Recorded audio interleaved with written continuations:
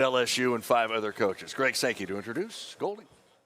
Pete Golding was named the head coach at Ole Miss last November, and he owns a 2-1 career head coaching record with all 3 games coming in the college football playoff. I saw 2 out of 3 and missed the one to begin because of some air travel. Actually, couldn't get an airplane into a couple places when we had playoff games. Pete's directed several successful Ole Miss defenses since arriving in Oxford back in 2023, including a school record pass rushing effort in 2024. While at Ole Miss, he's mentored 8 NFL draft picks. He owns nearly 2 decades of defensive coaching experience, including as defensive coordinator at Alabama under Alabama's then head coach Nick Saban from 2018 to 22. And during that time, the Crimson Tide won 3 SEC championships and a national title. Pete began his coaching career at Delta State back in 2006 after starting 4 seasons at safety for the Statesmen. Those years as a player being from 2002 to 2005, and he graduated from Delta State with a degree in business. Golf is part of his family's focus.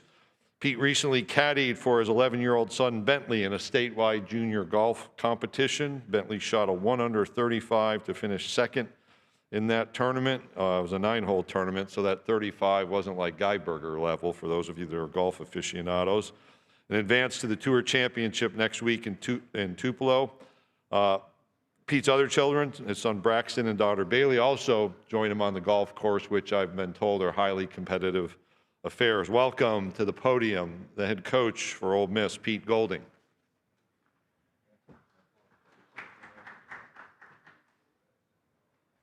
Wow, what a fancy welcome there. Appreciate it, Greg. To start, obviously, Greg and his team and his office has been really unique, this spring. I have been in the SEC for 9 seasons now, but this spring, getting able to sit in those head coaching meetings and learn from Greg and his staff and all that they put into, not only for our coaching staff, but for our players in this league.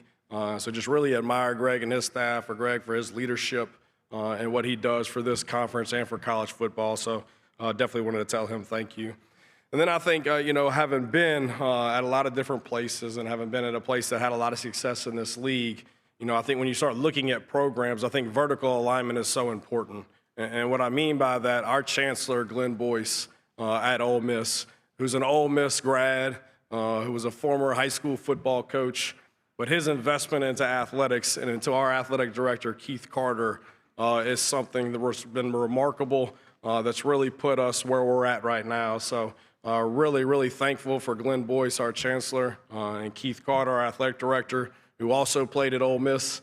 It's really cool for both your bosses, to have been there and have played there. It really helps from a recruiting standpoint because that investment is just completely different. So we definitely would not be where we're at as a university right now and as an athletic program at Ole Miss without Glenn and Keith working side by side. And they embody everything Ole Miss is about. And our program sees their leadership come through it, but also our university. So really, really appreciative of those two. And that kind of takes me to Oxford, to Ole Miss. It was a unique decision for us to leave Tuscaloosa to go to Oxford. Now, strictly a family decision. And it feels like, it was yesterday when that occurred over 3.5 years ago. But, the people there have embraced us. We've got family there. We've got a lot of cousins there and all that. But the people and the quality of the people within that place and the community and how they embrace the school and our students, the way they impact the environment, not only at home games, but on a day-to-day, is something really, really remarkable that makes Ole Miss such a special place. So really appreciative to our students and to the community and the involvement of not only my family, but our program and our players. And I think if you come to Oxford and you come to a game, I think that's something that you definitely feel. I think obviously coming off the success of last year when you're going into an off season, you look at those lessons, that you kind of learned throughout the season and towards the end of the season when it didn't go exactly how you saw it going, and you try to figure out, all right, how can we do it better? And that's what we've been doing. To me, since January 9th, it's how you evaluate the program and how do we do it better and work harder to take every step, all right, in every area of our program to improve. And I think that's year in and year out. I think within that, when you look at improvement and when you look at consistency and performance at other places and places that I've been, stability and schemes are so important to that. And so I was really, really, really glad that I was able to retain a lot of really good staff on both sides of the ball, really on all three phases. And when you look at offense and keeping Joe Judge, who's done an unbelievable job, bringing John David Baker back, who was the co-offensive coordinator in 2023, that obviously had been in the system, went off, got his teeth cut, right, called really good offenses at East Carolina, did a really good job to get him back, to be able to keep John Garrison as our offensive line coach, in a system that this will be the 7th year of that offensive system at Ole Miss. And then on the other side of the ball, to be able to keep B. Brown and that defensive staff and Randall Joyner and all those guys that have been with me for so long, to be able to keep that stability within that room, to be able to keep Coach Schoonover and our special teams. So we were able to keep stability, in all three phases, which I think is so important for development of your players. For freshmen to become sophomores and sophomores to become juniors, right, to learn more about those languages and those systems. So I was really fortunate to be able to keep and retain a lot of those guys. I think we've been really fortunate to add a lot of really, really good human beings into both sides of the ball. And it just so happened to be a very unique year to where a lot of these guys were former Ole Miss alum, and the Terrence Metcalfs of the world, and the Michael Spurlocks of the world, and the Moncriefs of the world, and the Marcus Woodsons of the world. And they've created so much value for our players, not only from a relationship standpoint, right, but the investment into them and making them better human beings has been really awesome to see, in the spring. So really appreciative of our staff and of our players of how they've worked since January the 9th. We still know that there's a lot of work to be done. We know every season is independent of their own, right? The legacy of last year's team is over, right? We can learn from that, obviously, moving forward, which we have all spring, and how do we do certain things better and consistently do it, on a more consistent basis. But this is a new group, and we added 50 new players into the spring, 29 via transfer portal, and then 22 from a high school standpoint, and added a couple more of those in May to get us to 51. So seeing that gel and come together has been really cool. And part of that reason, I think, is 3 of the guys that we brought here today, obviously in Trinidad and Kewan and Will. Not only, obviously, y'all know they're really good players. I'm not going to talk to you about that. Y'all already know that. But, rule number 1 in our program is be a good dude, and that ain't too hard. And I got 2 boys, like Greg talked about. And I hope one day my 2 boys are like one of these 3. They're tough, they're competitive, they love football. That's who we look for, right, from a recruiting standpoint that we want into our program. But more importantly, they're good people. They affect the people around them in a really, really positive manner.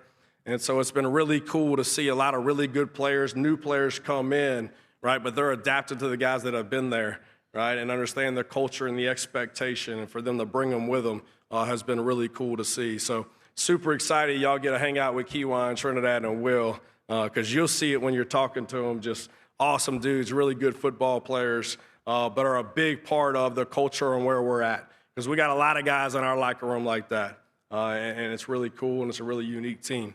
But we know every season brings challenges. Obviously, we're excited for the challenge. We know there's still a lot of work to do. Obviously, getting into camp here starting on August 6th, got to stay healthy and making sure we're getting guys in the right spot. I think it's really important for us this year from a personnel standpoint. I think we've created a lot of depth across the board on both sides of the ball to make sure we're using those pieces effectively and hold them accountable. But really like where we're at and just really appreciative of our staff and our players and their hard work and excited and playing a really, really good Louisville team to start the season at a neutral site. So with that, I'll open it up for questions. Thank you, Coach Golding. If you have a question, Tommy, Jalen, or Kylie will get a microphone to you. So we'll go ahead and go right over here in front of us, Coach, to the right-hand side. Hey there, Pete. Sam Hutchins with the Clarion Ledger. Just now that you're mostly through your first offseason as a head coach, what's been the biggest difference between this offseason and the other ones at Ole Miss? And then what have you learned from that offseason as a head coach? The first thing, obviously, in kind of the turmoil of everything going on and the retention of people and getting the thing fixed is, we had to hire a strength and conditioning coach, because that's always the first thing you get back, January 9th from the game. They get a little bit of a break, but then you start ready to, for your off-season program. So bringing in Paul Constantine, number one, who was our number 2 when I was at Alabama. He was the number 2 with the Falcons, so he came from, to us from Atlanta. And kind of switching that model in the weight room to a velocity-based training model, which is speed of the bar, and getting his staff. Because, I feel like the game's now kind of a blend between college and NFL. I don't think it's old school college, and it's not all the way to the NFL.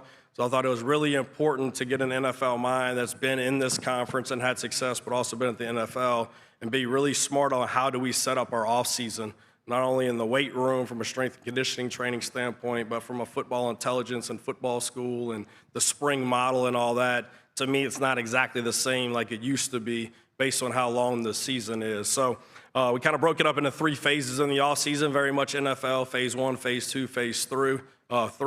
And then we broke up the summer into block 1 and block 2. So different model for the players. To me, when you're recruiting, all these guys want to get developed at their craft, so we look at it every day. There's an opportunity for guys to come into our building and develop and improve at their craft. So in order to do that, you have to have something every day. And so, when our players are on campus, our coaches are on campus, and that's a model that I kind of changed from our previous places that we had been. But I like the progression. I like where we're at. They're about to come up on a discretionary week next week, so we're going to give them a week off, and then they'll have a little OTA model prior to fall camp. But a little different structure than they were used to. But I'm just really, really big on the why. And as long as you can tell them why, and all right, this is the reason why, and I hear the results. I think they've seen the results throughout the spring in their bodies and their speed and their jumps and all those things from a weight room standpoint. And then I think it's allowed us for coaches to really slow down the install, to really be able to teach these 50 new guys that we got coming in that, now it's not, hey, I hope they get it. You're investing a lot into these guys, right, in order to play in the fall. And we got to make sure that we're teaching it the right way and the right progression. So that definitely changed it up. But, obviously the principles are still the same as a foundation of strength and then conditioning and football intelligence and then getting into our player run model. Okay, we'll go in the section in front of me about 4 rows back. Pete, Caleb Saylor, Super Talk, Mississippi. You spoke about how you've made some changes within the program, but going from defensive coordinator to head coach, how have you changed? Well, I'm a little skinnier. Obviously, when you're responsible for a side of the ball, you run it like it's your team. And so no different than a defensive unit meeting, right? There's things that you believe in that you want to make sure that you get across, but you also have really good other defensive coaches that you have to allow to coach.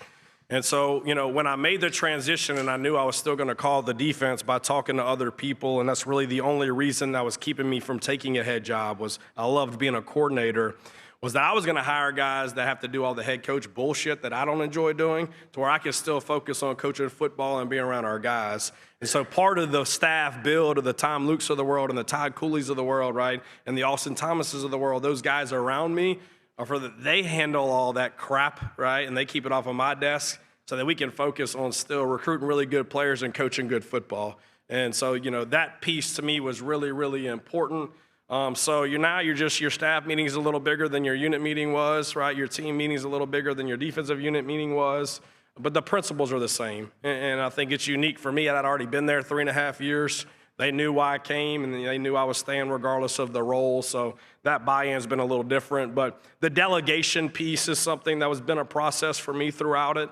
Really, all right, what are you going to take your hands off and let them go do their job and get the hell out of their way, right? Instead of not trying to micromanage everything and everything's got to be perfect and all those things. But probably the delegation component and then really deciding, no, hey, we're going to keep our focus here, right, and let Coach Cooley and let Tom Luke and let all those guys who are really good at their job handle that for you, which has been really, really awesome. We're going to stay in the center aisle, right down 3rd row. Microphone's right behind you. Jake Thompson, Ole Miss Spirit. Pete right here. The school rolled out the Heisman campaign, I guess, for Trinidad and Kiwan yesterday. And just kind of what went into kind of combining the two and the process of putting it out so early at the start of the season. Number one, I think, individual accolades, in my opinion, come from team success. And so that was a body of work, I think, from last season for both those guys to have really, really unique individual years because of a lot of our really, really good players around them. And I think they'd be the first ones to tell you that. But I do think, a lot of these guys are putting a lot in, and they're working extremely hard, and we demand a lot out of them, that there are some of these individual awards for them that are important to them. And it's not going to take away from what they need to do to win the football game. And I think 5 will be the first one to tell you that if we need to throw it 60 times to win, let's throw it 60 times to win. And so, your concern always outside looking in is, hey, does this become a distraction? Those two are wired the right way, right? And so I'm not concerned with how they're going to practice and how they're going to prepare. They're going to do everything that they can to win the football game, and they know that's based on their preparation. And so I have zero concern of it affecting them and becoming an issue. So I'm all about putting people in position to have success, whatever that is. I feel like that's why they call us coach. It's no different for a player for the next 40 years of their life. It's our responsibility to educate them and equip them, right, to have success. And to me, this is just an avenue. You got 2 really elite players that are coming off really, really good years. They still have a lot of really good players around them in the same system that are set up to have another really, really good year. And so I think it's part of our responsibility to put them in position to have as much success as they can, that being part of it. We're going to go to the back over on the right-hand side, back section. Good afternoon, Coach. Jacob Worthing, KRUI. As a defensive coach, which offensive concept is the hardest to stop today? The one that works. No, it depends who you have. Obviously week to week, and that's what I love about this league. That's what I loved about growing up Division II and 1AA. You see so many different schemes week in and week out. So, to me, from a defensive standpoint, yeah, there's one thing of what are they doing and what do we need to do to take that away. But also you got to look at, all right, who do we have to take that away? And I think using your pieces effectively based on what they can do, not what they can't do, is so important. So, to answer that question, it's really going to depend upon, all right, it might be a fade depending on who's running that fade, right? It could be +1 run game by the quarterback, right, depending upon what coverage you're in, because they're playing with 11 and you're playing with 10. So that's all obviously based on, who they got and who we got. But normally when our dudes are better than theirs, it works out. Okay, we're going to go straight in front of me. Coach, Hunter Dawkins, the Gazebo Gazette, Super Talk News. Coach, you guys have been accused of tampering, and you got an NCAA investigation, at least from what I've heard. Talk to me about your feeling about tampering. Yeah, I don't get into feelings, to be honest with you. We got a compliance department. They get paid to do their job. They do a really good job. So it's our responsibility to recruit really good players, right? Coach them extremely hard, get them ready to win football games. So we're going to continue to recruit really good players. That's both in the high school market and in the portal market. And we'll continue to do it how we've done it. Okay, we'll go in the center aisle again. Pete, Michael Casa with the Daily Journal. This one might have a complicated answer, but what is your relationship like with Lane right now? Look, I get this everywhere we go. So we're on our caravan tour right now with Ole Miss. So we go every Tuesday and Thursday and take a couple players and go around the country. So we go Q&A with everybody. So it's everybody's tell me how you really feel about them. They're like this intimate, environment. But Lane and I are good. So, I did not know Coach Kiffin prior to taking the Ole Miss job. I think everybody just assumes Alabama. I wasn't at Alabama when Coach Kiffin was, So I didn't come to Ole Miss because of Coach Kiffin. I came to Ole Miss to be at Ole Miss to raise 3 kids. So, our relationship really grew in those 3.5 years, and he did a lot for me, and I was very, very appreciative of how he treated me and my family, and learned a lot from him. So I have no ill will towards Coach Kiffin. He texts me on a regular basis, and there's certain things that we'll talk about, and there's certain things that we don't talk about. He's very competitive, just like I'm very competitive, right? And so obviously a lot of this went a different direction when now he had a new job with new responsibilities, and he's going to be super competitive to be the best that he can at that job, right, which is his job. And so I can separate the two. I know some people can't. I tell a lot of these people, and I probably shouldn't say this, but I don't care. All right, like I told an Ole Miss group the other day at 21, I said, all right, in 2021, if you said you could look in 2025 and you're about to be 11-1 and go to the playoff, would you take it if your coach was leaving? They're like, hell yeah. I was like, you would. Everybody won from it. It's okay. Keith, you made a great hire. You did a great job. Every place isn't for everybody. That's coaches, that's players, that's your job, that's everything. And that's okay, And so throughout the process, I'll be the first one to tell you, I told him I was think he was dumb if he was to leave. I wanted him to stay. That was a selfish decision because I love being the DC where I was at, right? But he decided what was better for him and his family, and that's for him to decide. So I have no ill will towards him at all, all right? Wish him the best of luck. We play him like every other SEC team, and we're going to both show up and spot the ball and play. So I talk to him on a regular basis, but no ill will at all, right? And really appreciative of how he treated me and my family. And then this created an unbelievable opportunity for me as well on top that I really wasn't looking for, but so appreciative to have. All right, we'll go here to our left in the front row, Dan. Hey, Pete. Dan Wolken, Yahoo Sports, right over here. Yep. Sorry to pick at this again, but how would you fix tampering, or is it something that cannot be fixed in this environment? All right, let me put it to you this way, okay? Like it'd be, so obviously you're a reporter, right? Would you quit your job before interviewing for another job or being offered another job?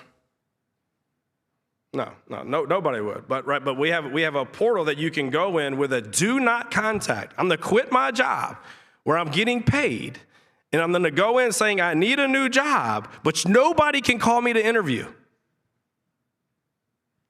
Like, what have we created? So we've created it on top of representation for these players, right? That it's their responsibility to make sure they get paid really well and they also have opportunities. So by design, it's put a lot of people in bad positions. And let's not act like recruiting in college football for the last 100 years is the most moral thing, right, that's ever been existed. I mean, like, what are we talking about here? So I'm really not going to get into my feelings, and I know how I've been educated to answer this question, right? Does that make sense? It's where we have a great compliance department, right, and all those type of things. But no, I mean, the model obviously has been broken, and I'm all for everybody being on the same playing field and doing the same things. I get it. But I think that's in any job, right? Like coaches, we're under contract. You don't think other ADs are calling us during the year? Same ones that are bitching about all this stuff are the same ones calling coaches, right, to come to other schools, right, and everything. So it's everywhere. It's in every profession. So I'm not saying I've got all the answers. I'm not saying that at all, right? Does that make sense? So we go by then the rules of the program, right, and how the flow, just like when you're on the interstate and people are flying by you, what do you start doing? You're damn right you're going to get hit. Right? Does that make sense? In this profession, you're going to get fired, right? So I'm not saying that, but I think there are a lot of people that are doing an unbelievable job, Greg being one, right, to make sure that, all right, everything's catching up. College football is constantly changing, all those type of things. So hopefully we'll all, decide on what's fair for everybody. Yep.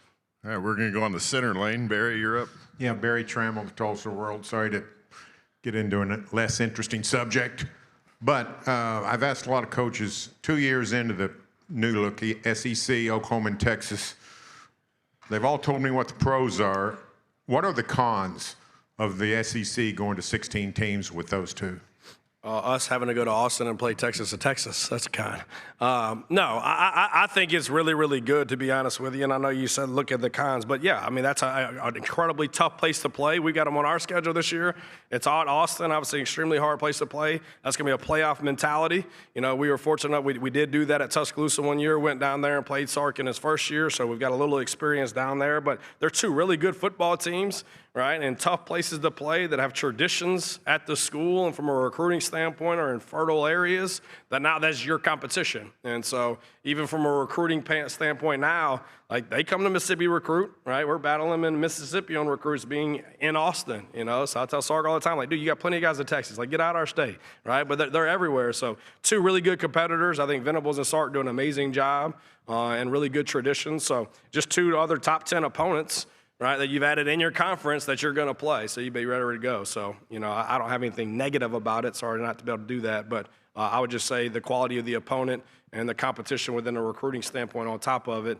Now, with them being in the SEC, you can't use the league versus the other league as far as the development of positions, right, and increasing the value of their first contract in the NFL.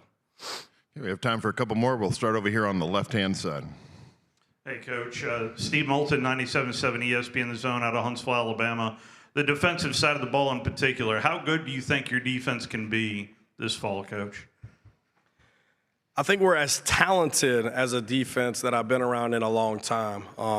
And hopefully I felt like we learned some things off of last year's teams of where to focus on in the portal and making sure we added some older veteran guys, and that was up front. I really felt like we didn't have enough depth on the defensive line, especially inside last year, to stay fresh late in games. And I felt like that really hurt. And then in the back end, the size, speed in the back end with experience within this league was really important to me because I felt like we had to get a lot better in the back end collectively across the board to win the games that you were supposed to. So the talent is there. The experience is there. We didn't bring guys in that weren't starters from where they were at. It's just the familiarity of our system from a communication standpoint. And like I was telling somebody the other day, I know they're really good players. I've watched them on tape. They've been really successful at other really good programs. But, like, you really don't know how they're going to respond to adversity because you've never been through it with them yet. And so that's the biggest thing for me as a coach is like, all right, when we get punched in the face and we're gonna, like, how are you going to respond just because you hadn't done that yet with this group? And so obviously you try to create those scenarios in the offseason as much as you can, but that's not real until it's the fourth quarter and you're down one possession. Like, all right, you look up, it's like, all right, man, what you got? You know, so, but I think they're wired the right way. I love how they work. I think they enjoy playing for each other, which is not normal. You know, I think to me the strength of the Warrior is the Warrior next to him. And everybody doesn't believe in that, but I think this group does. I like the depth. I like the mentality, but that's got to correlate to Saturdays, to getting off of blocks and tackling guys and finishing plays and communicating really well. But definitely have a high ceiling, and I think has the ability to be better and more talented than the 24 defense was. Okay, we'll take one final question in the section in front of us on the aisle. Hey, Pete, Nick Douglas with Elite Media Network. There was a lot of continuity with you taking on the role, going right into the CFP, retaining a lot of the staff, retaining the star players. From a cultural standpoint, what has shifted now that you're head coach? I think the focus on other things, like to me, from a football standpoint, I think we've done football pretty well there the last 3 years. I mean, we've had a 3-year stretch. We've won at least 10 games, first time in the history of the program. And so, I think when you know you're going to be somewhere, you start looking at everything else and you got time to kind of sit back and analyze the program. So, for me, it was everything else to develop players off the field. And our lab program, our Life After Ball, and our frenzy sessions, right, that we outsource through SHEP, and our Future 40 program, and all those other development components that are so important for 99% of these guys that might not have the chance to be able to play on Sundays. And even for that, having been a part of, in my opinion, one of the best coaches to ever do it, the one thing that stuck with me is like, look, man, elite programs aren't designed for when they got cleats on. Elite programs are designed for when they take them cleats off. Are they a better dude? Are they a better husband? Are they a better father? Do they have a job making a certain amount of money that they wouldn't have had and wouldn't have made if they didn't go to Ole Miss? If I can't do that for them, then we're not an elite program. And that's what I'm so appreciative about of Glenn Boyce and of Keith Carter, right, and of the Walker Jones and the collective and everybody's support to go all in to give us everything that we need to be as successful as we want to be. And now when you keep stability in schemes and you go recruit really good players and you hold them accountable, the winning takes care of itself. Coach Golding, thank you for your time this afternoon. Appreciate it. Howdy tighty.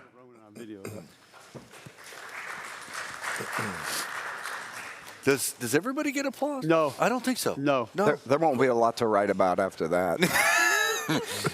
Did we? Everybody knew, like, hey, we need him.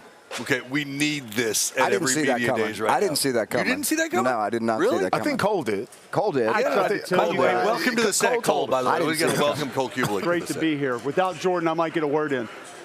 I tried to tell you guys yesterday, the more Pete Golding is in front of folks that have not had a chance to get to know him and not had a chance to hear him, you are going to fall in love with him, and he is going to be very difficult to root against. It's just, he is a ball guy. He is a guy's guy. He is a dude, and we just saw it. He ain't changing up there for anybody else. No member of the media, no cameras. You're going to get the same exact person every single time. I'm trying to think. I mean, again, we've done this forever. I don't remember an applause after a coach left the podium.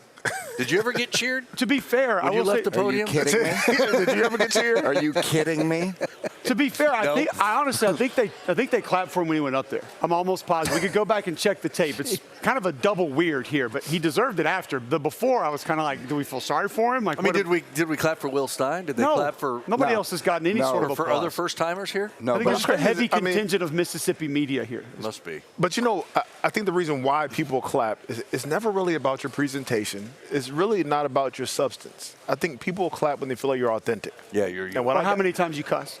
Or how many times you cuss, which the threshold was kind of, I mean, he really didn't hit the over, but but the authenticity is what I got from him. And especially when he answered the question about the tampering. He had to answer it 2 times. The first time he said he wasn't going to get emotional, that he had compliance for that, and that was a great answer. The second time, he actually told us how he really felt about it, and I think he made a great point talking about the fact that there's tampering, so to speak, in a lot of different jobs and occupations. Even in college football, whether you're a coach or an AD or a player, there's that sort of thing going on. So I think he brought to bear really a question that we all wrestle with and that college football has to wrestle with, not just about the portal in general, but just about being authentic with what we're expecting from players and from coaches. That's how I think he won people over. When people can see that you'll be honest about it, I mean, there's a trust factor there. And you see it, that's how the kids play. Hang on one second. I want to clarify something. Justin, our researcher over here, says they've clapped for all 3 coaches today before they walked to the podium, but had not clap for any after they were done. So this would be a first.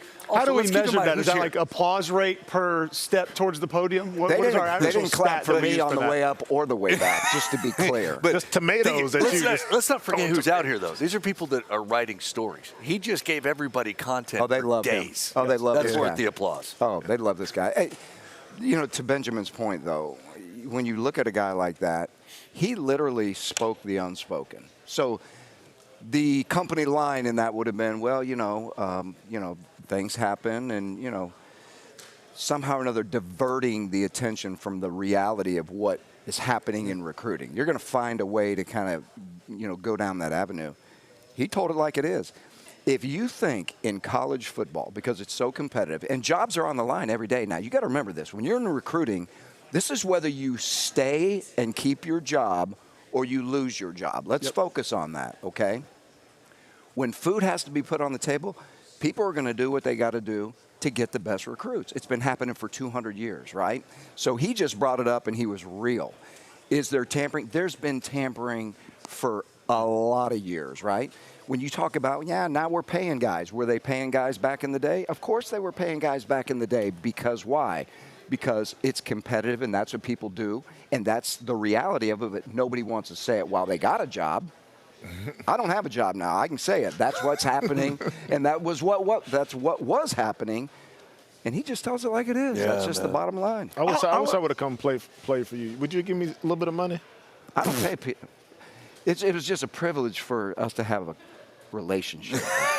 I want the brown bag. I'll add this to what Coach Chizik is saying. I think what we have done recently in college football is we've added an extra layer to these players being able to do that. When we hear tampering, we automatically think coach texting player, coach calling player. We have invited the agents into this game now. And a lot of the tampering is taking place from an agent saying, you should go into the portal. I can get you X. I can get you Y. I can get you Z. They don't know where they're going to go.